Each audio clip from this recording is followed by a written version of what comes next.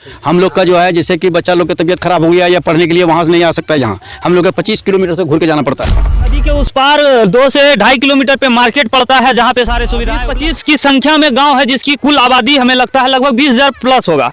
लेकिन वो सारी आबादी की समस्या है कि इसमें एक बार हम लोग का 10 का परीक्षा चल रहा था, नदी में पानी रहने का कारण हम लोग परीक्षा नहीं दे पाए। का कैसे भविष्य खराब हो रहा है। और यही नहीं होगा, कितने लड़के उस टाइम परीक्षा नहीं दे पाए होंगे। उस बार तो 200 का लमसम बच्चा था। 200 बच्चा, हाँ। 200 बच्चा मायने रखता। और पर्दाफाश कीजिएगा थोड़ा बात को ज़्यादा। अगर 2023 तक हमारी मांग अगर पूरी नहीं होती है तब 24 में चुनाव है और 25 में चुनाव है, हम लोग दोनों बहिष्कार करने जा रहे हैं।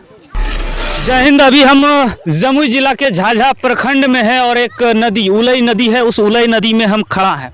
और आप भी सोच रहे होंगे कि हम इस उलई नदी में क्यों खड़ा हैं। और यहाँ पे इस जगह के कुछ ग्रामीण हैं, इन लोगों से बात करेंगे, पहले इनकी समस्या को जानेंगे कि इन लोगों ने यहाँ पे हमें क्यों रोका और हमें किस मांग के लिए यहाँ पे रोका है। तो आइए पहले इन लोगों से परिचय कराते हैं, उसके बाद फिर हम अपना बात रखेंगे। आपका नाम क्या हुआ जी? मोहम्मद साबिर खान, घर बलियो।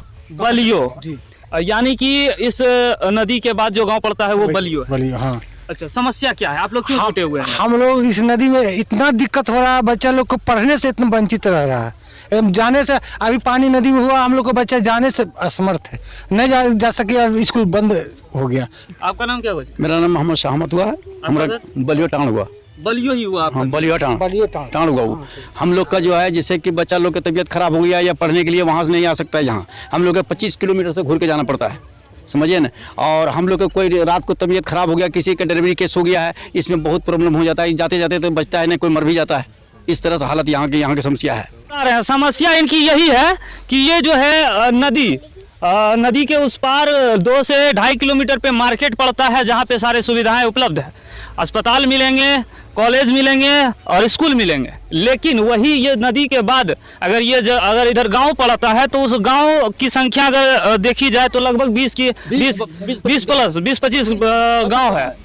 20-25 की संख्या में गांव है, जिसकी कुल आबादी हमें लगता है लगभग 20,000 प्लस होगा। लेकिन वो सारी आबादी की समस्या है कि इसमें पुल नहीं है। और ये लगभग 100 मीटर के आसपास पुल बनेगा। 100 किलोमीटर बनेगा, 100 मीटर, हाँ 100 मीटर पुल न बनने के कारण इनके घर में कोई भी व्यक्ति अगर बीमार पड़ते हैं तो उनको 25 किलोमीटर घूमना पड़ता है, और उसका कारण बनता है 100 मीटर का बस पुल। और ये यहाँ पे और भी तमाम कुछ युवा भी हैं, इससे भी पूछते हैं। क्या नाम हुआ बाबू? सुशांत कुमार। पढ़ने कहाँ जाता है? झाझा। इसी नदी में डूब के जाता है। हाँ, एक बार हम लोग का 10 का परीक्षा चल रहा था, नदी में पानी रहने का कारण हम लोग परीक्षा नहीं दे पाए। परीक्षा नहीं दे पाए। 100 मीटर का पुल के वजह से बताइए इस बच्चे का कैसे भविष्य खराब हो रहा है। और यही नहीं होगा, कितने लड़के उस टाइम परीक्षा नहीं दे पाए होंगे। उस बार तो 200 का लमसम बच्चा था। 200 बच्चा, हाँ। 200 बच्चा मायने रखता है। 200 बच्चा मायने रखता है। इस नदी के इस पार के जितने गांव हैं, कुल गांव के सभी बच्चे होंगे, है ना? हाँ, और 20 गाँव पड़ते हैं इस पट्टी, और वो सब नहीं जा पाए। नहीं, यहाँ पे बगल में देख सकते हैं 3 भट्टा है, वहाँ पे 5,000 मजदूर पर डे काम करता है, लेकिन नदी में पानी आने का कारण नहीं जा पाते वो लोग काम करने के लिए। यानी जो रोजगार भी करते हैं, मजदूरी भी करते हैं, उनको भी इस रास्ते से जाने में समस्या है। जो जिनकी परीक्षाएं छूट जाती है, बताइए उनके लिए कौन हाथ बढ़ाएगा, कौन काम करेगा। और सबसे आश्चर्य ये लगता है कि इस क्षेत्र का झाझा विधानसभा में पड़ता है, और इस विधानसभा क्षेत्र के जो विधायक हैं वो दामोदर रावत हैं, और उनका 4था बार वो यहाँ से बने हैं विधायक। इन्हीं जनताओं ने चुना है उनको, जो अभी यहाँ पे अपनी समस्याओं को बता रहे हैं। इन्हीं जनताओं ने वो बटन दबाया, तब वो अपने सत्ता में अपने सीटों पे काबिज हुए हैं। लेकिन वो काबिज होने के बाद कैसे इन जनताओं को, इन लोगों को, यहाँ की युवाओं को कैसे बुड़बक बनाते हैं, वो भी आज हम इन्हीं जनताओं के मुँह से सुनेंगे।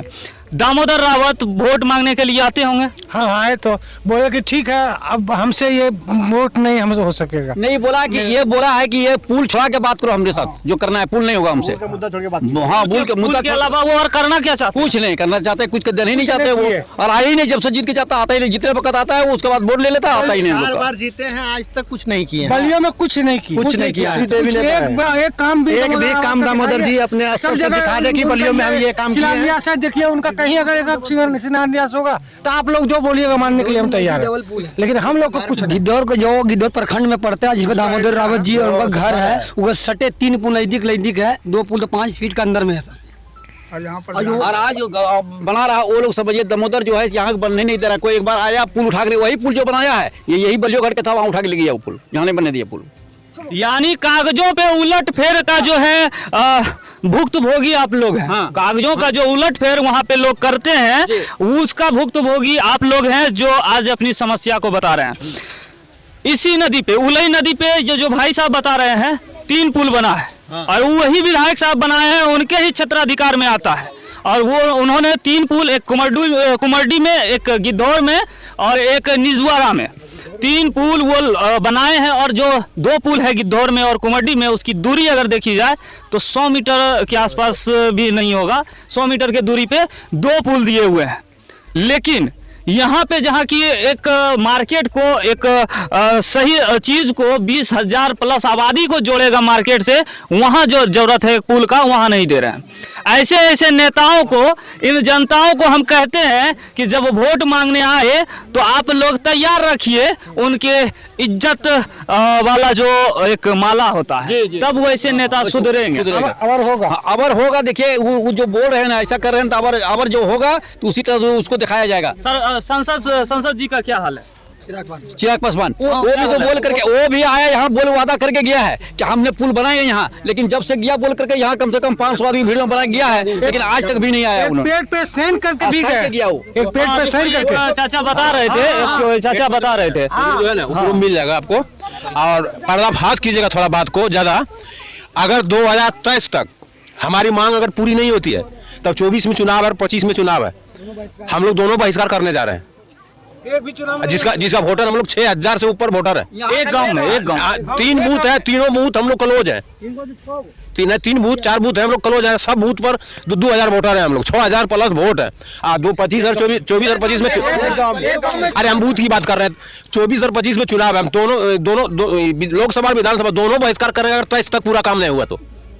और ऐसा भी तो हो सकता है चाचा, आप 3 बूथ का बात कर रहे हैं, इधर सब नदिया के उस पार 20 गाँव उधर, कम से कम करीब समझे 60-70 हजार वोट है इधर। हमको जितना कैपेसिटी, हम 5,000 की गाँव की बात बताया ये, हम बता रहे पर्सनल जो हम कर सकते हैं। 5,000 वोटर है, वो बहिष्कार होगा 24 में। दोनों करेंगे हम लोग, दोनों करेंगे हम लोग। विशेष में अगर हाँ। न्यूज जल्द से जल्द नहीं आती है, इस पुल के विशेष में अगर स्वीकृति नहीं होती है, तो हम सभी युवा लोग बहुत जल्द ही एसडीओ को ज्ञापन सौंप के NH 333 जाम करने का काम करेंगे। हम सभी युवा 10 गांव को युवा शिक्षा, स्वास्थ्य और अन्य प्रकार की मजदूरों लोग पीड़ित है इस पुल को लेकर। अगर नहीं स्वीकृति होती है, बहुत जल्द एसडीओ को ज्ञापन देके रोड जाम करने का काम करेंगे हम लोग। ये सभी युवाओं का आक्रोश है। नेताजी अब तो संभल जाइए, अब आपका पैजामा ढीला होने वाला है। चौथा बार तो आपने किसी तरह इनको फुसला लिया, बहला लिया, लेकिन अब जो 5वीं बार आप आएंगे टिकट लेके वोट मांगने, तो यहाँ पे ये लोग आपकी पैजामा को ढीला करने के लिए तैयार हैं और आपको बता देंगे कि आपके अधिकार में क्या है। जैसे आप इन लोगों को आके कहते हैं ना कि पुल मेरे हमसे नहीं होगा, बाकी और जो मांग सकते हैं मांगिए, तो ये लोग भी इस बार तैयार हो चुके हैं कि वोट इस बार हम लोग नहीं देंगे, उसके अलावा जो मांग सकते हैं मांगिए, है ना? हाँ, सही है ना, यही बात बोलिए। पुल के अगर नहीं होने के बाद हम लोग वोट बहिष्कार करते हैं। हम लोग तो यह खेती बाड़ी करते हैं और मजदूरी से जुड़े हुए हैं। मजदूरी से जुड़े हुए हैं। हाँ। अच्छा, इसमें जो पार होते हैं कितना समस्या होता है? इसमें हम लोग डॉक्टर के सही टाइम पर नहीं जा पाते हैं, नदी में पानी रहने की वजह से। नहीं तो बगल में ब्लॉक है, ब्लॉक का भी काम नहीं हो पाता है, और छात्राओं को पढ़ने लिखने में भी दिक्कत होता है, स्कूल कॉलेज नहीं जा पाती है।